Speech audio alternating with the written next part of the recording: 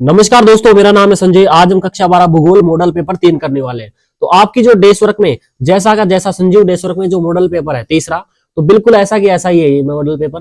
मतलब एक भी सारे प्रश्न इसमें मैंने हस्तलिखित लिखे हैं। और आपके लिए इसमें थोड़ा ये फर्क है कि इसमें क्वेश्चनों के जो उत्तर है वो बिल्कुल सरल भाषा में दिए गए हैं। मतलब आपको बिल्कुल समझ में आ जाएगा, यानी बिल्कुल मतलब सरल से भी सरल है। तो यदि आप चैनल पर नए हैं तो चैनल को सब्सक्राइब कर दीजिए और वीडियो को लाइक कर दीजिए, जिससे आने वाली वीडियो की नोटिफिकेशन आपको मिलते रहे, ताकि वीडियो को ढूंढना ना पड़े। इसमें से बहुत सारे क्वेश्चन है जो आपको एग्जाम में देखने को मिलेंगे। लगभग 80 से 90% जो मैटर होता है वो मॉडल पेपर में से आता है। इसमें से बहुत सारे क्वेश्चन है जो आपको एग्जाम में देखने को मिलेंगे। आप अपने मॉडल पेपर से मिलाकर देख सकते हो, तीसरे मॉडल पेपर संजीव डेस्क से। तो इसमें क्या है कि मॉडल पेपर तो वैसा के वैसा ही है, लेकिन मैंने इसको बिल्कुल सरल कर दिया है। मतलब आइए देखते हैं वीडियो।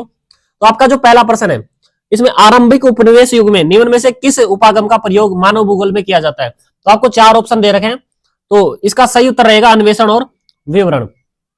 अब आपका अगला प्रश्न है कि कौन सी विचारधारा दो पर्यावरणीय निश्चयवाद संभववाद, एक तो निश्चयवाद और संभववाद के बीच क्या है, मध्य मार्ग को परिलक्षित करती है? तो कौन सी विचारधारा है? तो है नवनिश्चयवाद विचारधारा। और इस विचारधारा के जनक कौन है?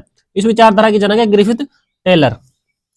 अब आपका अगला प्रश्न है कि जनांकीय संक्रमण सिद्धांत की प्रथम अवस्था से संबंधित है उच्च जन्म दर और उच्च मृत्यु दर। यानी जनांकीय संक्रमण सिद्धांत की प्रथम अवस्था में उच्च जन्म व उच्च जन्म दर पाई जाती थी, उच्च मृत्यु व उच्च जन्म दर। तो इस कारण से जनसंख्या धीमी गति से बढ़ी। आपका चौथा प्रश्न है कि जनगणना 2011 के अनुसार भारत की जनसंख्या है 102 करोड़, 121 करोड़, 126 करोड़, 180 करोड़। तो आपकी जनसंख्या होगी 121.02 करोड़।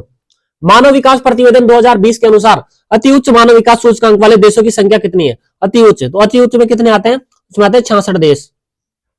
अब आपका अगला प्रश्न है कि निम्न में से कौन सा शीतोष्ण घास का मैदान नहीं है? तो शीतोष्ण घास का मैदान कौन सा नहीं है? सवाना। आपका अगला प्रश्न है कि विनिर्माण उद्योग को किस क्षेत्र में शामिल किया जाता है? तो इसको किस क्षेत्र में शामिल किया जाता है? तो इसको किया जाता है द्वितीयक क्षेत्र में शामिल किया जाता है। आपका अगला प्रश्न है कि तृतीय क्रियाकलाप संबंधित है सेवा क्षेत्र से, कृषि क्षेत्र से, निर्माण क्षेत्र से या सभी से? तो जो कृषि क्षेत्र है वो तो प्राथमिक क्रिया से आती है ना। जो सेवा क्षेत्र है ये तृतीय क्रियाकलाप से संबंधित, जैसे अध्यापक हो गया, वकील आदि। विश्व का सबसे लंबा रेल मार्ग कौन सा है? तो विश्व का सबसे लंबा रेल मार्ग कौन सा है? तो ये रेल मार्ग है ट्रांस साइबेरियन रेल मार्ग। 90 प्रश्न का उत्तर रहेगा ऑप्शन द। अब आपका 10वां प्रश्न है कि बिग इंच पाइपलाइन द्वारा क्या प्रवाहित होता है? तो ये प्रवाहित होता है जल होता है, दूध होता है, पेट्रोलियम, तरल पेट्रोलियम, एलपीजी। तो इसमें तरल पेट्रोलियम एलपीजी गैस प्रवाहित होता है। निम्न में से किस देश में मानक रेल लाइन का उपयोग होता है? तो किस देश में मानक रेल लाइन का उपयोग होता है? तो ये होता है, इसमें होता है, ये होता है ब्रिटेन में। केरल का जनसंख्या घनत्व कितना है? तो केरल का जनसंख्या घनत्व कितना है? तो इसका सही उत्तर रहेगा 859 व्यक्ति प्रति वर्ग किलोमीटर। अगला प्रश्न है कि भारत की पहली संपूर्ण संपूर्ण पूछ रहा है संपूर्ण जनगणना कब हुई? तो ये हुई थी 1881 में। आपका 14वां प्रश्न कि सबसे बड़ा नगरीय संकुल कौन सा है? चेन्नई, कोलकाता, चेन्नई, बेंगलोर, कोलकाता या फिर बृहद मुंबई? तो इस प्रश्न का सही उत्तर रहेगा बृहद मुंबई। ये सबसे बड़ा नगरीय संकुल है। अब है कि स्वर्णिम चतुर्भुज परियोजना किन शहरों को आपस में जोड़ती है? तो ये किन किन को जोड़ती है? दिल्ली, मुंबई, चेन्नई और कोलकाता। ये इन चारों शहरों को आपस में जोड़ती है। दो या दो से अधिक देशों के मध्य व्यापार कहलाता है अंतरराष्ट्रीय व्यापार, अंतरराज्यीय व्यापार, भू व्यापार या कोई नहीं? तो दो देशों के मध्य होने वाला व्यापार अंतरराष्ट्रीय व्यापार कहलाता है। सहकारी कृषि को सबसे अधिक सफलता किस देश में मिली? तो किस देश में मिली थी सहकारी कृषि को? तो ये मिली थी डेनमार्क में। और जो सामूहिक कृषि है उसका सफल सामूहिक कृषि कहां हुई थी? वो हुई थी रूस में। आप ये भी याद रखना। अब प्रतिकर्ष और अपकर्ष कारक संबंधित है, तो किससे संबंधित है? तो यह संबंधित है प्रवास से, यानी प्रवास के प्रतिकर्ष और अपकर्ष कारक। या प्रतिकर्ष कारक वो होते हैं जो प्रतिकूल होते हैं, जैसे कि बेरोजगारी हो गई, और अपकर्ष कारक वो होते हैं जो रोजगार के बेहतर अवसर। तो इस प्रकार से तो ये आपकी बोर्ड एग्जाम में 18 ऑब्जेक्टिव प्रश्न आने वाले हैं, जिसमें एक प्रश्न रहेगा आधे नंबर का, आधे नंबर का एक प्रश्न रहेगा, सॉरी आधे नंबर का रहेगा एक प्रश्न। अब आपका दूसरा प्रश्न है रिक्त स्थान वाला। तो इसमें 10 रिक्त स्थान आएंगे आपके, जो एक रिक्त स्थान रहेगा आपके आधे नंबर का। तो 10 रिक्त स्थान होंगे, तो 5 नंबर का आपके रिक्त स्थान होंगे। व्यवहारवादी भूगोल का उपक्षेत्र है, तो किसका उपक्षेत्र है? तो ये सामाजिक भूगोल का, सामाजिक भूगोल का उपक्षेत्र है। आप यहां लिख सकते हो सामाजिक भूगोल। अब आपका दूसरा है कि के अनुसार एशिया में बहुत अधिक स्थानों पर कम लोग, कम स्थानों पर अधिक लोग निवास करते हैं। तो किस विद्वान का कथन है? तो यह जेबी क्रेसी, जेबी क्रेसी। अब आपका अगला प्रश्न है कि मध्यम मानव विकास वर्ग में कितने देश सम्मिलित हैं। तो इसमें कितने देश शामिल हैं, तो इसमें शामिल है कुल 33 देश शामिल है। वृद्धि का अर्थ होता है, तो वृद्धि का अर्थ क्या होता है, तो ये होता है मात्रात्मक परिवर्तन, यानी वृद्धि क्या होती है, मात्रात्मक होती है, प्रतिशत में मापी जा सकती है। और जो विकास होता है वो गुणात्मक परिवर्तन होता है, तो ये भी आप याद रखना। चलवासी पशुचारण किस प्रकार प्राचीन किस प्रकार का व्यवसाय रहा है। ये चलवासी पशुचारण में जो लोग अपने पशुओं के साथ साथ रहते थे और अपना क्या करते थे, जीवन निर्वाह व्यवसाय है। अब सर्वाधिक सड़क घनत्व और सबसे अधिक वाहनों की संख्या किस महाद्वीप में पाई जाती है, तो ये पाई जाती है उत्तरी अमेरिका महाद्वीप में। अब आपका अगला प्रश्न है कि सिंधु घाटी सभ्यता के युग में भी हड़प्पा और मोहनजोदड़ो आपने हिंदी में भी पढ़ा होगा हड़प्पा और मोहनजोदड़ो के बारे में। मोहनजोदड़ो जैसे नगर अस्तित्व में थे। विरल रूप में अवस्थित छोटी बस्तियां जो कृषि अथवा अन्य प्राथमिक क्रियाकलापों में विशिष्टता प्राप्त कर लेती है तो कहलाती है, तो ये क्या कहलाती है, गांव। ये गांव की परिभाषा है। सन 1981 में भारत में नगरीय जनसंख्या को सर्वाधिक वृद्धि दर 46.14 दर्ज की गई। आपका 10वां प्रश्न है कि पारंपरिक रूप से भारत एक देश है, रेगिस्तान देश है, तो किस प्रकार का देश है भारत, शुरू से ही कृषि प्रधान देश है, तो इस प्रश्न का सही उत्तर रहेगा। अब आपका तीसरा प्रश्न है, पहला प्रश्न तो आपका ऑब्जेक्टिव का था, दूसरे थे रिक्तिस्थान और तीसरा प्रश्न है अति लघुरात्मक प्रश्न। तो इसमें आपके टोटल 9 प्रश्न आएंगे और एक प्रश्न रहेगा 1 नंबर का। तो देखते हैं। अब आपका पहला प्रश्न है कि जनसंख्या का घनत्व ज्ञात करने का सूत्र क्या है, तो इसका सूत्र है कुल जनसंख्या में क्षेत्रफल का क्या देना होता है, भाग देना होता है, तो जनसंख्या का घनत्व निकल आता है। अब देखो आपका अगला प्रश्न है कि मानव के विकास के उपागम, यानी मानव विकास के उपागम कौन कौन से हैं, तो आयुपागम सबसे पुराना उपागम है, ये भी पूछा जा सकता है आपको एग्जाम में। कल्याण उपागम हो गया और एक तो क्षमता उपागम। अब क्षमता उपागम का संबंध किससे है, प्रोफेसर अमर्त्य सेन से, ये प्रश्न भी पूछा जा सकता है। इसका संबंध किससे, प्रोफेसर अमर्त्य सेन से। अब आपका तीसरा प्रश्न है कि भू निम्नीकरण क्या है, यानी भू निम्नीकरण क्या है, तो जब मिट्टी कमजोर हो जाए, मतलब उसकी गुणवत्ता में कमी आ जाए, जिससे भूमि की उपजाऊ क्षमता में क्या हो जाती है, कमी आ जाती है, तो इसके कारण क्या है, भू निम्नीकरण के कारण क्या है, वनों की कटाई हो गई। अब देखो भू निम्नीकरण कैसे होता है, जैसे कि जमीन में क्या है, वृक्ष लगा हुआ है, तो जो वृक्ष की जो जड़ें होती है वो जमीन में जो मिट्टी होती है उसको बांध कर रखती है, और यदि वृक्षों को हटा दिया जाएगा तो मिट्टी क्या बहकर चले जाएगी, एक जितने भी उपजाऊ मिट्टी है वो बहकर चले जाएगी और भूमि क्या हो जाएगी, भू निम्नीकरण हो जाएगी, यानी भूमि की जो उपजाऊ क्षमता है वो कम हो जाएगी। अब आपका चौथा प्रश्न है कि आकार के आधार पर उद्योगों के प्रकारों के नाम लिखो। अब आपके प्रकार पूछे, आकार के आधार पर उद्योग 3 प्रकार के होते हैं, एक तो कुटीर उद्योग हो गया, एक छोटे पैमाने के उद्योग और एक बड़े पैमाने के उद्योग, ये आप याद कर सकते हो। जो आपकी डेस्क वर्क में होते हैं सभी प्रश्न वो सभी मोस्ट होते हैं। राष्ट्रीय युवा नीति 2014 किस आयु वर्ग के समूह के व्यक्ति को युवा के रूप में परिभाषित करता है, यानी राष्ट्रीय युवा नीति 2014 में किस आयु के लोगों को युवा माना जाता है, जो 15 से 29 वर्ष के जो आयु के व्यक्ति है उनको युवा माना जाता है। अब आपका खंड ब आ जाता है। अब देखो खंड ब में 8 प्रश्न दिए हुए हैं, जिसमें एक प्रश्न होगा आपका 1.5 नंबर का। अब इसमें देखो चौथा प्रश्न है कि पर्यावरण निश्चयवाद विचारधारा क्या है। आप देश वर्क में देख सकते हो, वैसे इसमें यही दे रखा है पर्यावरण निश्चयवाद विचारधारा, लेकिन इसको सरल कर दिया गया है। अब देखो पर्यावरण निश्चयवाद विचारधारा के जनक कैसे माना जाता है, रेट जेल को माना जाता है। तो पहले आप जनक का नाम लिखना है। फिर देखो इस विचारधारा के अनुसार मानव को प्रकृति का दास माना गया है, वह प्रकृति को सर्वोपरि माना गया है। अब यदि इसका उदाहरण देना चाहो तो किस प्रकार से, यानी मानव को तो क्या माना गया, नीचा माना गया, गौण माना गया, छोटा माना गया है इस विचारधारा के अनुसार, और जो प्रकृति है उसको सर्वोपरि यानी ऊपर माना गया है मानव से। उदाहरण के लिए यदि देखें तो प्राचीन काल में क्या होता था कि जो अत्यधिक वर्षा और बिजली कड़कती थी तो ईश्वर को क्रोधित माना जाता था, यानी प्रकृति को क्रोधित माना जाता था। तो इस प्रकार से इसका सही उत्तर हो जाएगा। अब देखो आपका मोस्ट इंपोर्टेंट क्वेश्चन है कि झूमिंग क्या है, जो भारत के उत्तरी पूर्वी राज्यों में की जाने वाले स्थानांतरणशील कृषि को झूमिंग के नाम से जाना जाता है। अब पहले क्या होता था, भारत के जो उत्तरी पूर्वी राज्य थे उसमें क्या वनों को पहले वनों से जो वृक्ष है उनको काटकर पहले जला दिया जाता था उसी भूमि पर, और फिर उस भूमि में क्या होती थी, जो राख बचती थी जलने के बाद, तो वो राख क्या होती थी, भूमि को उपजाऊ बना देती थी और लंबे समय तक वो चलती थी। जब तक वह भूमि क्या रहती थी, उपजाऊ रहती थी, तब तक उस भूमि में कृषि की जाती थी। इसलिए जब तक भूमि में उपजाऊपन बना रहता है तब तक कृषि कार्य किया जाता है, तो इसे झूमिंग कहा जाता है। आपका छठा प्रश्न है कि व्यापार क्या है, यानी व्यापार किसे कहते हैं, व्यापार के विभिन्न प्रकार बताइए। अब देखो व्यापार क्या होता है, तो लाभ कमाने के लिए वस्तुओं का क्रय का मतलब होता है खरीदना तो बेचना क्या करना कहलाता है, व्यापार करना कहलाता है। और व्यापार दो देशों के मध्य भी हो सकता है, बहुत सारे देशों के मध्य एक साथ भी हो सकता है। तो इस प्रकार से क्या होता है, व्यापार होता है। और व्यापार के प्रकार कौन कौन से हैं? व्यापार के दो प्रकार होते हैं, एक तो होता है थोक व्यापार और एक होता है फुटकर व्यापार। तो यह वे व्यापारी होते हैं जो बड़ी मात्रा में माल को सस्ते भाव में उठाकर इस माल को फुटकर व्यापारियों को बेच देते हैं, थोक व्यापारी कहलाते हैं। अब देखो, हमने जो बाजार से जो सामान लेकर आते हैं व्यापारियों से, मतलब दुकानदार से जो सामान लेकर आते हैं, तो वो तो होते हैं फुटकर व्यापारी। फुटकर व्यापारी, हम जो बाजार में सामान लेकर आते हैं वो होते हैं फुटकर व्यापारी। और जो फुटकर व्यापारी जिनसे सामान लेते हैं वो होते हैं थोक व्यापारी। तो जो थोक व्यापारी होते हैं वो सस्ते भावों में माल लेकर आते हैं। जैसे आपने देखा होगा शहरों में जो गाड़ियां आती हैं तो गाड़ियों में माल भर के आता है, तो गाड़ियों में जो माल भर के आएगा तो वो थोक व्यापारी होते हैं जो कम कीमत पर उनको माल देते हैं और फिर उस माल को वो जो फुटकर व्यापारी है वो हमें देते हैं। तो ये थोक व्यापार होता है। अब देखो फुटकर व्यापार क्या होता है, तो ये वे व्यापारी होते हैं जो अपने उपभोक्ताओं को यानी अपने ग्राहकों को अंतिम रूप में वस्तुओं का विक्रय करते हैं।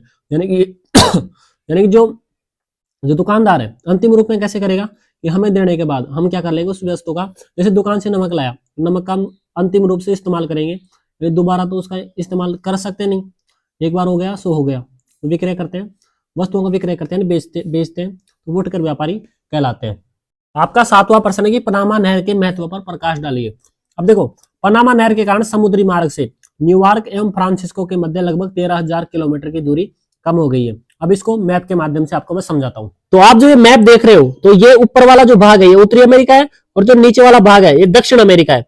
अब देखो, जो ये बीच में है ये पनामा नहर, और ये आपका जो ये नॉर्थ अटलांटिक मतलब कि उत्तर अटलांटिक महासागर है, और इधर का जो महासागर है ये प्रशांत महासागर है।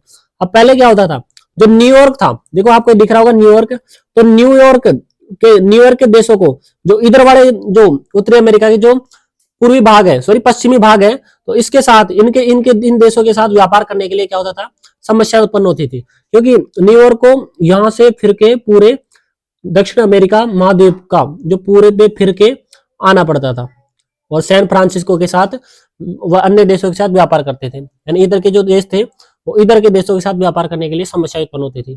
फिर इन देशों ने क्या किया, समाधान किया और पनामा नहर निकाली, जिससे क्या हुआ, इनके बीच जो दूरी थी वो कम हो गई। मतलब जो इतनी दूरी तय करनी पड़ती थी वो दूरी कितनी रह गई, वो इतनी सी रह गई, मतलब यहाँ से और यहाँ तक, ये सैन फ्रांसिस्को के मध्य जो 13,000 किलोमीटर की क्या हो गई, दूरी कम हो गई, यानी 13,000 किलोमीटर कम जाना पड़ता है। तो ये इस प्रकार से पनामा नहर का महत्व है। पश्चिमी यूरोप के देशों को उत्तरी अमेरिका के पश्चिमी देशों से व्यापार करने में सुविधा मिली और ईंधन की बचत भी होती है। यानी ईंधन की बचत कम होती है, सॉरी कम नहीं, अधिक होती है। तो ये आपका जो यूरोप महाद्वीप है, तो इसके जो इधर वाले देश है, तो इधर वाले देश क्या करते थे, पहले इधर होके और फिर इधर होके और फिर इधर होके इन देशों के साथ व्यापार करते थे, इधर होके इतनी दूरी तय करके। लेकिन फिर क्या हुआ, तो यूरोप के देश ये पनामा नहर बनने से क्या हुआ कि इधर से सीधे कट लिए और चल मेरे भाई इधर व्यापार कर लिए। तो ये ऐसे होता है, तो इससे बचत हुई है। यानी पहले इतना पेट्रोलियम डीजल खर्च होता था जहाजों को चलाने के लिए, तो अब क्या हो गया, कम हो गया। ये इधर से खट इधर। आपका 8वां प्रश्न है कि पारंपरिक कृषि पद्धति और अपारंपरिक कृषि पद्धति में अंतर स्पष्ट कीजिए।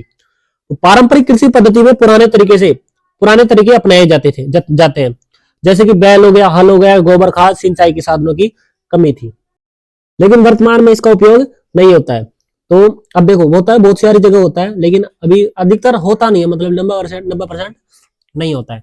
और तो अपारंपरिक है, अपारंपरिक मतलब जो नवीन कृषि पद्धति बोल सकते हो आप इसको, इस और आधुनिक कृषि पद्धति बोल सकते हो। इस कृषि पद्धति में नए तरीके होते हैं, जैसे कि मशीन हो गई, रासायनिक खाद हो गया, उन्नत बीज हो गए, आधुनिक तकनीक का उपयोग किया जाता है। मतलब सभी काम किसे किए जाते हैं, मशीनों से, आधुनिक तकनीक के द्वारा किए जाते हैं। अगला मोस्ट इंपोर्टेंट क्वेश्चन है कि नियोजन से क्या अभिप्राय है तथा यह किस प्रकार से कर्मिक प्रक्रिया है। अब देखो नियोजन देखते हैं क्या होता है। मोस्ट प्रश्न है, नियोजन का मतलब है पहले से सोचकर काम करने की योजना, यानी कि कोई भी काम करना है उससे पहले जो योजना बनाई जाती है और योजना के अनुसार काम करना क्या कहलाता है, नियोजन कहलाता है। अब यह कर्मिक प्रक्रिया इसलिए है क्योंकि इसमें पहले लक्ष्य तय किया जाता है और यानी क्रम से काम किया जाता है। पहले लक्ष्य तय करो, फिर उस लक्ष्य को पूरा करने के लिए धीरे धीरे तैयारियां करो, योजनाएं बनाओ, फिर तरीका चुना जाता है और अंत में काम किया जाता है। तो इस प्रकार से इसे क्रम से किया जाता है, इसलिए यह कर्मिक प्रक्रिया है, नियोजन। अगला इंपॉर्टेंट क्वेश्चन है कि भारत के विदेशी व्यापार की प्रमुख विशेषताएं बताइए। अब देखो, भारत कच्चा माल और कृषि उत्पाद ज्यादा निर्यात करता है। अब निर्यात का मतलब होता है भेजना दूसरे देशों में, और आयात का मतलब है भारत में लाना। तो ये होता है निर्यात और आयात। तो कच्चा माल, कच्चे माल में क्या क्या होता है, चाय पत्ती हो गई, कृषि उत्पाद बहुत सारे, मसाले वसाले, यानी भारत मसाले वसाले का उत्पादन ज्यादा करता है और इसको बाहर देशों में निर्यात करता है, और बाहर के देशों को पसंद भी आता है भारत का जो उत्पाद होता है कृषि उत्पाद। मशीनें, पेट्रोल और तकनीकी सामान आयात करता है। अब देखो, मशीनी पेट्रोलियम होता है, इसकी भारत में क्या है, कमी है, तो इसलिए बाहर से क्या करना पड़ता है, आयात करना पड़ता है। तो ये विदेशी व्यापार है। विदेशी व्यापार से भारत की विश्व में पहचान बन रही है, यानी कि जो भारत यहाँ से जो माल भेजता है तो उससे क्या है कि देश को अलग अलग देशों को भेजता है, अलग अलग देश के हिस्सों में। तो इस प्रकार से भारत को एक विशेष पहचान मिल रही है। देश की आय बढ़ती है, देश की आय में भी क्या होती है, वृद्धि होती है। अब अगला प्रश्न है कि भारत में गंदी बस्तियों की समस्याएं क्या है, यानी भारत में गंदी जो बस्ती है उनकी समस्याएं कौन कौन सी है। पक्के घरों की कमी, स्वच्छ हवा में पानी का अभाव। आपने देखा होगा मैं कौन कौन सी समस्याएं उत्पन्न होती है गंदी बस्तियों में जो लोग रहते हैं। सोच सुविधाओं का अभाव, यानी जो अभाव मतलब जो कमी, यानी सोच सुविधाओं का अभाव। अब चौथा है कि बीमारियां भी ज्यादा उत्पन्न होती है गंदी बस्तियों में। आपने देखा होगा शहरों में गंदी बस्तियों को।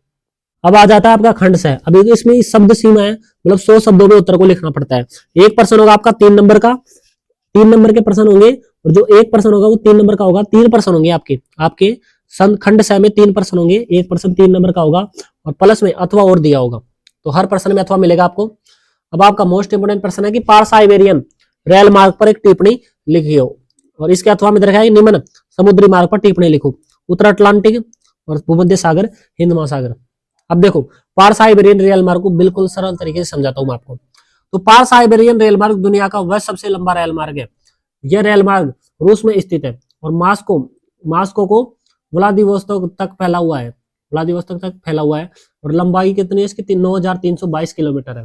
यह रेल मार्ग वह एशिया को जोड़ता है, यानी यह रेल मार्ग किसको जोड़ता है, यूरोप और एशिया को जोड़ता है। अब देखो मैं बताता हूँ आपको मैप। तो आप यहाँ पर देख सकते हो कि ये आपका यूरोप महाद्वीप में मास्को है। अब देखो, रूस की राजधानी कौन सी है, मास्को ही है। ये चाहे यूरोप महाद्वीप में ही हो मास्को, लेकिन जो इसकी राजधानी कौन सी है, मास्को, रूस की राजधानी मास्को है। तो ये मास्को से जाता हुआ आपके यहाँ आके रुकता है, एशिया महाद्वीप में जो व्लादिवोस्तोक है यहाँ रुकता है। तो ये आपका ये हो जाएगा। जो आपने अभी रेल मार्ग देखा उसकी लंबाई कितनी है, 9,322 किलोमीटर है। ये रेल मार्ग यूरोप और एशिया को जोड़ता है। आपने देखा कि यूरोप और एशिया को जोड़ता है, और रूस की राजधानी भी मास्को ही है। तो रेल मार्ग जंगलों, पहाड़ी क्षेत्रों, नदियों व बर्फीली क्षेत्रों से होकर गुजरता है। तो पार साइबेरियन रेल मार्ग रूस की आर्थिक और सामाजिक दृष्टि से महत्वपूर्ण माना जाता है। तो ये रेल मार्ग है, ये दुनिया का सबसे लंबा रेल मार्ग है। तो ये कितना मोस्ट इंपोर्टेंट है आप जान सकते हो। इसके अथवा में क्वेश्चन दे रखा था कि उत्तर अटलांटिक समुद्री मार्ग और भूमध्य हिंद महासागरीय समुद्री मार्ग पर टिप्पणी लिखो। तो उत्तर अटलांटिक समुद्री मार्ग को देख लेते हैं। यह मार्ग औद्योगिक दृष्टि से विश्व के 2 प्रदेश संयुक्त राज्य अमेरिका और पश्चिमी यूरोप को मिलाता है। अब देखो, आपका ये हो गया उत्तरी अमेरिका, और ये मान लो दक्षिण अमेरिका, और जो आपका ये यूरोप महाद्वीप पर, फिर बाद में ये एशिया का हिस्सा है। अब देखो, जो यूरोप और जो इसके मध्य जो व्यापार होगा अमेरिका, और जो पश्चिमी यूरोप, ये पश्चिमी हिस्सा ही है, तो इसके मध्य क्या होता है, व्यापार होता है। तो ये सबसे ज्यादा होता है। और यहाँ पर उत्तर अटलांटिक महासागर है। यहाँ पर उत्तर अटलांटिक महासागर है, तो इनके मध्य जो व्यापार होता है ये उत्तर अटलांटिक महासागर से होकर होता है। तो इसलिए उत्तर अटलांटिक समुद्री मार्ग भी कहा जाता है। जहाजों के माध्यम से सबसे ज्यादा व्यापार इन देशों के मध्य होता है, इसलिए विश्व का सबसे व्यस्तम जल मार्ग भी कहलाता है। अब देखो, 1/4 विदेशी व्यापार इस मार्ग द्वारा होता है, इसलिए यह विश्व का सबसे व्यस्तम व्यापारिक जल मार्ग है। अब देखो अगला है, तो इसलिए इसे वृहद ट्रंक मार्ग भी कहा जाता है। तो आप याद रखना, वृहद ट्रंक मार्ग किसे कहा जाता है, उत्तर अटलांटिक समुद्री मार्ग को वृहद ट्रंक मार्ग भी कहा जाता है। अब अगला है कि भूमध्य हिंद महासागरीय समुद्री मार्ग। तो इस मार्ग को प्राचीन विश्व का हृदय कहा जाता है। इस मार्ग के महत्वपूर्ण पतन पोर्ट सईद, अदन, मुंबई, कोलंबो इस मार्ग के महत्वपूर्ण पतन। आप यहाँ पर देख सकते हो स्वेज नहर को। तो ये है भूमध्य सागर, ये आपको बीच में दिख रहा होगा, ये भूमध्य सागर है। तो जो पहले यहाँ पर क्या है, स्वेज नहर नहीं थी, तो इस स्वेज नहर से पहले इधर होके मुंबई से जो लंदन तक जो व्यापार होता था इन दोनों के बीच में, तो इधर से फिर होके 19,800 किलोमीटर चलकर जहाजों को लाया जाता था, लंदन के साथ व्यापार होता था, आयात और निर्यात होता था। लेकिन फिर क्या हुआ, स्वेज नहर के बनने से भूमध्य सागर के पास से जो स्वेज नहर बनी हुई है, तो मुंबई से जो लंदन के बीच की दूरी है वो कम हो गई है और 11,600 किलोमीटर रह गई है। तो इस प्रकार से ये महत्व है इसका। और यहाँ के प्रमुख पत्तन कौन कौन से हैं? मुंबई हो गई, अभी मैंने बताया था मुंबई। तो मुंबई से जो श्रीलंका में है, तो श्रीलंका में कोलंबो है, तो उनके साथ भी व्यापार होता था, कोलंबो। तो इस प्रकार के महत्वपूर्ण पतन है। पोर्ट शहीद हो गया, अदन, मुंबई, कोलंबो, इस प्रकार के महत्व। आपका 13वां प्रश्न कि भारत में ऊर्जा के परंपरागत स्रोतों का वर्णन कीजिए। तो जो भारत में जो ऊर्जा के जो परंपरागत स्रोत है, मतलब प्राचीन, किस प्रकार से ऊर्जा बनाई जाती थी। जो पहले रेलगाड़ी थी वो किससे चलती थी? कोयला से चलती थी। कोयला क्या है? परंपरागत ऊर्जा स्रोत, ऊर्जा प्राप्त की जाती थी। और फिर क्या चलाई जाती थी? रेल चलाई जाती थी। और आपका इसमें अथवा प्रश्न दे रखा है कि भारत में अभ्रक और पेट्रोलियम उत्पादन क्षेत्रों के नाम लिखो। अब देखो, हम जो पहला वाला है वो कर लेते हैं। तो भारत में हम भारत में ऊर्जा की परंपरागत स्रोतों का वर्णन कर लेते हैं। अब देखो, कोयला तो पहला स्रोत है। तो ये मुख्य रूप से गोंडवाना व टर्शियरी भूगर्भीय कालों की चट्टानों में पाया जाता है। तो ये प्रश्न मोस्ट इंपोर्टेंट है, गोंडवाना और टर्शियरी भूगर्भीय कालों की चट्टानों में पाया जाता है। देश में बिटुमिन्स कोयला 80% पाया जाता है। जो भारत में सबसे ज्यादा कोयला पाया जाता है वो पाया जाता है बिटुमिन्स कोयला। इसके प्रमुख क्षेत्र कौन से? दामोदर घाटी, गोदावरी घाटी, महानदी घाटियों व टर्शियरी कोयला, यानी ये तो किस में पाया जाता है? गोंडवाना में पाया जाता है। दामोदर और गोदावरी और महानदी घाटियों में तो गोंडवाना कोयला पाया जाता है। और टर्शियरी कोयला किसमें पाया जाता है? असम, अरुणाचल प्रदेश और मेघालय आदि राज्यों में पाया जाता है। अब देखो, अगला स्रोत है पेट्रोलियम। तो ये टर्शियरी काल की अवसादी शैलों में पाया जाता है। मोस्ट इंपोर्टेंट, टर्शियरी काल की अवसादी शैलों में पाया जाता है। देश में मुख्य रूप से गुजरात, मुंबई, हाई। अब देखो, जैसे मुंबई है, भारत है, तो भारत में मुंबई है, तो मुंबई बिल्कुल अंदर, पानी के अंदर है मुंबई हाई। तो कृष्णा, गोदावरी, कावेरी नदी बेसिनों में पाया जाता है पेट्रोलियम। अगला है प्राकृतिक गैस। इसका उपयोग उद्योगों में बिजली बनाने, रासायनिक उर्वरक, पेट्रो रसायन, जो आप क्रीम व्रीम लगाते हो वो भी सही बनती है, आदि काम के लिया जाता है। भारत में प्रमुख गैस भंडार मुंबई हाई, कृष्णा, गोदावरी बेसिन में पाए जाते हैं। आपका 14वां प्रश्न है कि इंदिरा गांधी नहर परियोजनाओं के पर्यावरण पर पड़ने वाले प्रभावों की व्याख्या कीजिए। तो हम अथवा वाले प्रश्न को करेंगे, पर्यावरणीय क्षेत्र विकास कार्यक्रम को अधिक प्रभावी बनाने के लिए उपाय सुझाइए। अब आप डेस्क वर्क में भी देख सकते हो इसके उत्तर को, उसमें कठिन दिया हुआ है तो मैं सरल बता देता हूँ आपको। केवल अमीर यानी पर्वतीय क्षेत्र विकास कार्यक्रम को अधिक प्रभावी बनाने के लिए, यानी पर्वतीय क्षेत्रों में जो लोग रहते हैं उनका विकास किस प्रकार से किया जाए उसके उपाय देखने। तो केवल अमीर या ताकतवर व्यक्ति को नहीं बल्कि हर व्यक्ति को लाभ दिया जाना चाहिए। वहाँ के सभी जंगल, पानी, जमीन, प्राकृतिक संसाधनों का इस्तेमाल किया जाए, यानी वहाँ पर जो जंगलों में, प्राकृतिक पर्वतीय क्षेत्रों में जो जितने भी संसाधन है उनका उचित उपयोग हो। लोगों को अपने क्षेत्र में रोजगार मिले, यानी खुद के क्षेत्र में रोजगार मिले। बड़े शहर गरीबी पहाड़ी क्षेत्रों का फायदा न उठाए, यानी जो बड़े बड़े शहर है वो गरीब और पर्वतीय क्षेत्रों में जितने भी जो संसाधन है उनका दुरुपयोग ना करें। और काम का सही दाम मिले, जहाँ जो भी रोजगार आपको वहां पर मिलता है उसका सही दाम आपको वहां मिलना चाहिए, यानी जो पर्वतीय क्षेत्रों में लोग रहते हैं। तो इसकी शुरुआत कब हुई? पर्वतीय क्षेत्र विकास कार्यक्रम की इसकी शुरुआत हुई 5वीं पंचवर्षीय योजना के तहत। तो ये आपको याद करना है। तो इस साल के लिए सबसे मोस्ट इंपोर्टेंट प्रश्न है कि उद्योगों की अवस्थिति। इस साल का मोस्ट इंपोर्टेंट प्रश्न है 15वां, उद्योगों की अवस्थिति को प्रभावित करने वाले कारकों का वर्णन कीजिए, कोई 4। और इसका अथवा में दे रखा है, दोनों प्रश्नों के उत्तर मैं बताऊंगा, बिल्कुल सरल। चलवासी पशुचारण में वाणिज्य पशुचारण में अंतर बताइए। चलवासी पशुचारण और वाणिज्य पशुचारण। चलवासी पशुचारण पुरानी दुनिया के देशों तक ही सीमित है। वाणिज्य पशुचारण नई दुनिया के देशों में प्रचलित है, यानी धन प्राप्त करने के लिए जो पशुपालन किया जाता है उसे वाणिज्य पशुपालन कहते हैं। अब देखो, चलवासी पशुचारण में पशुपालक चारे की खोज में इधर उधर घूमते रहते हैं। आपने देखा होगा राजस्थान में बहुत सारे घूमते हैं पशुओं को लेकर। वाणिज्य पशुचालन एक निश्चित स्थान पर किया जाता है तथा चारे पानी की व्यवस्था स्थानीय रूप से की जाती है। जो वाणिज्य पशुचालन होता है धन के उद्देश्य से किया जाता है, पशुओं को पाला जाता है, वो के उसमें क्या होता है कि पशुओं को निश्चित स्थान पर रखा जाता है, निश्चित स्थान पर रखकर उनके चारे पानी की व्यवस्था वहीं पे की जाती है। और चलवासी पशुचारण क्या होता है, इसमें पशुपालक होते हैं, वो अपने पशुओं को लेकर घूमते रहते हैं, उनको चराते रहते हैं। चलवासी पशुचारण में पशु प्राकृतिक रूप से जन्म लेते हैं, और जो वाणिज्य पशुचालन में पशु वैज्ञानिक विधि से भी जन्म लेते हैं। चलवासी पशुचारण में विभिन्न प्रकार के पशु पाले जाते हैं, जैसे ऊंट हो गए, भेड़, बकरी, गधा, घोड़े आदि। और वाणिज्य पशुचालन में क्या होता है कि वे पशु पाले जाते हैं जिनसे धन की प्राप्ति अधिक हो। तो इसमें क्या है कि धन पर ज्यादा ध्यान दिया जाता है, और इसमें क्या हो जाता है, जीवन, यानी जीवन चलता रहे, जीवन निर्वाह। चलवासी पशुचारण एक जीवन निर्वाह व्यवसाय है, मैंने बता दिया आपको।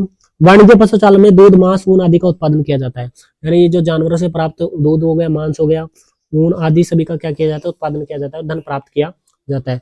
अब आपके प्रमुख क्षेत्र हैं, प्रमुख क्षेत्रों को लिखना पड़ता है। उत्तरी अफ्रीका के अटलांटिक तट से अरब प्रायद्वीप तक, मध्य चीन हो गया, यूरोप तथा एशिया के टुंड्रा प्रदेश मोस्ट है। प्रमुख क्षेत्र हो गया न्यूजीलैंड, अर्जेंटीना, यूएसए आदि। अब हम देखेंगे औद्योगिक स्थिति को प्रभावित करने वाले जो चार कारक हैं। कच्चे माल की प्राप्ति। अब देखो उद्योगों में विद्युत बड़ी मात्रा में कच्चे माल की आवश्यकता होती है, बहुत बड़ी मात्रा में कच्चे माल की आवश्यकता होती है। यदि यह कच्चा माल दूर से मंगाया जाता है तो अधिक लागत वहन करनी पड़ती है। अतः जिन क्षेत्रों में भारी कच्चे माल की प्राप्ति होती है उन क्षेत्रों में उद्योग लगाए जा सकते हैं, जैसे कि लौह इस्पात उद्योग है। अब देखो कच्चा माल, जैसे कि कोई चीनी उद्योग है, तो चीनी उद्योग है तो उसके लिए किस प्रकार के कच्चे माल की आवश्यकता होती है, तो गन्ने की आवश्यकता होगी। तो गन्ना यदि दूर से मंगाया जाता है, तो दूर से मंगाया जा रहा है तो अधिक लागत वहन करनी पड़ेगी, क्योंकि साधन जो परिवहन साधन है उनकी भी जो लागत है उनको भी देना पड़ेगा। तो इस प्रकार से जो चीनी उद्योग है तो उन क्षेत्रों में लगाया जाता है जहां पर कच्चे माल की प्राप्ति आसानी से हो जाए। तो उद्योगों की स्थिति को प्रभावित करने वाला सबसे महत्वपूर्ण कारक है कच्चे माल की प्राप्ति तक अभिगम्यता। दूसरा है शक्ति के साधनों तक पहुंच। और शक्ति का मतलब होता है बिजली। अब देखो शक्ति के साधन तक अभिगम्यता उद्योगों की स्थिति को प्रभावित करने वाला सबसे महत्वपूर्ण कारक है। शक्ति के साधनों से उद्योगों में मशीनों को चलाया जाता है, यानी बिजली से उद्योगों को चलाया जाता है, यानी मशीनों को चलाया जाता है। अब देखो प्रमुख साधन कौन कौन से, कोयला हो गया, पेट्रोलियम हो गया, जल विद्युत, जल से बिजली बनती है। तो जिन उद्योगों में अधिक मात्रा में ऊर्जा की आवश्यकता होती है उन उद्योगों में शक्ति उत्पादित क्षेत्र में स्थापित किया जाता है। अब देखो जैसे लौह इस्पात उद्योग मान लो, तो इसमें मशीनों को चलाने के लिए भारी मात्रा में बिजली की आवश्यकता होती है। और क्योंकि ये उद्योगों में क्या है कि बड़े बड़े कामों को अंजाम दिया जाता है, इसलिए बिजली की उतनी आवश्यकता होगी। तो जो ऐसे उद्योग होते हैं जिनको क्या किया जाता है, तो बिजली उत्पादित क्षेत्रों में ही क्या किया जाता है, स्थापित किया जाता है, ताकि बिजली की जो पूरी प्राप्ति है इनको हो सके। तो इस प्रकार से शक्ति के साधनों तक अभिगम्यता उद्योगों की स्थिति को प्रभावित करने वाला महत्वपूर्ण कारक है। अगला है कि श्रम आपूर्ति तक अभिगम्यता। अभिगम्यता यानी पहुंच, अभिगम्यता का मतलब ये होता है पहुंच। उद्योगों की स्थिति को प्रभावित करने वाला एक महत्वपूर्ण कारक है श्रम आपूर्ति। अब श्रम का मतलब होता है मजदूर। तो श्रम के महत्व को कम कर दिया गया है, परंतु यानी आज क्या है कि श्रमिकों की महत्व क्या हो गया, कम हो गया। जैसे कि पहले क्या होता था, फसलों की कटाई के लिए लोगों को लगाया जाता था, है ना, फसलों की कटाई के लिए महिलाएं काम करती थी। लेकिन आजकल क्या हो गया कि मशीनें आ गई है, मशीनों के आने से क्या है उनका रोजगार कम हो गया, कम कर दिया गया है। लेकिन आज भी कुछ ऐसे उद्योग होते हैं जिनमें बिना किसी कुशल मजदूर के संचालित नहीं होते। आज भी बहुत सारे ऐसे उद्योग है जो बिना किसी जो अच्छे श्रमिक यानी अच्छे कुशल श्रमिक के द्वारा क्या है कि वो उद्योग संचालित नहीं होते हैं, नहीं चल पाते हैं। उद्योगों की स्थिति को प्रभावित करने वाला अगला कारक है बाजार तक पहुंच। अब देखो बहुत सारे उद्योग ऐसे होते हैं जहाँ क्या होता है कि बाजार ज्यादा होते हैं, तो बाजार तक पहुंच उद्योगों की स्थिति को प्रभावित करने वाला महत्वपूर्ण कारक है। क्योंकि शहरों के बाजार में जनसंख्या अधिक होती है, इसलिए मांग ज्यादा रहती है, तो परिवहन में लागत बच जाती है। जैसे कि सीमेंट उद्योग हो गया। अब इसको ऐसे समझो, जैसे कि सीमेंट उद्योग है, अब सीमेंट उद्योगों को कोई जंगल में जाकर तो लगाएंगे नहीं, जहां पर कोई भी मतलब कोई बिल्कुल भी कोई बच्चा भी वहां पर नहीं जाए। तो इस स्थान पर लगाते हैं जहां पर क्या होगी लोग रहते हो, तो इस स्थान पर लगाएंगे। दुकान को भी इस स्थान पर लगाएंगे जहां पर लोग आते हो और सामान लेते हो। तो इस प्रकार से जहां पर बाजार होता है तो उन क्षेत्रों में क्या उद्योग लगाए जाते हैं, ताकि लोग ग्राहक आ भी सके सामान को लेने के लिए। तो इस प्रकार से बाजार तक पहुंच भी प्रभावित करने वाला, उद्योगों की स्थिति को प्रभावित करने वाला महत्वपूर्ण कारक है। अब आपका 16वां प्रश्न है कि जल संपर्क प्रबंधन क्या है। क्या आप सोचते हैं कि क्या आप सोचते हैं कि यह सतत पोषणीय विकास में एक महत्वपूर्ण भूमिका अदा कर सकता है। अब देखो पहले तो हम देखेंगे जल संपर्क प्रबंधन और फिर देखेंगे सतत पोषणीय विकास क्या होता है। तो जल संपर्क प्रबंधन का मतलब है कि पानी का सही तरीके से बचाव और उपयोग करना। तो जल संपर्क प्रबंधन की परिभाषा क्या है कि मतलब पानी का सही तरीके से बचाव और उपयोग करना। अब देखो इसमें क्या क्या किया जाता है जल संपर्क प्रबंधन में। इसमें बहते पानी को तो रोका जाता है और कुएं खोदे जाते हैं ताकि जल संग्रहण किया जा सके। बारिश के पानी को जमीन में उतारा जाता है। बहुत सारे क्षेत्रों में क्या है कि जल संग्रहण को बिल्कुल लागू कर दिया गया है। जैसे तमिलनाडु में जल संग्रहण व्यवस्था को लागू कर दिया गया है प्रत्येक घर में। अब देखो सतत पोषणीय विकास में इसकी क्या भूमिका रहती है। तो पहले देखेंगे कि सतत पोषणीय विकास का मतलब है कि प्राकृतिक संसाधनों का उपयोग इस प्रकार किया जाए जिससे आने वाली पीढ़ी भी इनका इस्तेमाल कर सके और प्रकृति को क्या नहीं पहुंचे, क्षति ना पहुंचे, और संसाधनों का भी क्या हो, विकास होता रहे। जल संपर्क प्रबंधन में सतत पोषणीय विकास से पानी की कमी नहीं होती है, जो पानी क्या है बढ़ता रहता है। तो जल संग्रहण करेंगे तो बढ़ेगा, पानी की कमी भी नहीं होगी, पीने लायक पानी भी बचा रहेगा, आगे आने वाली पीढ़ियों को भी मीठा पानी मिलता रहेगा। तो मैप आपका विश्व का आएगा, एक तो मैप आएगा विश्व का और एक आएगा भारत का। तो आप उनको तो अपने आप कर लेना, मैं आपको प्रश्न बता दिया हूँ। तो तब तक के लिए जय हिंद जय भारत। आपको वीडियो पसंद आई तो वीडियो को लाइक कीजिए, चैनल को सब्सक्राइब कीजिए।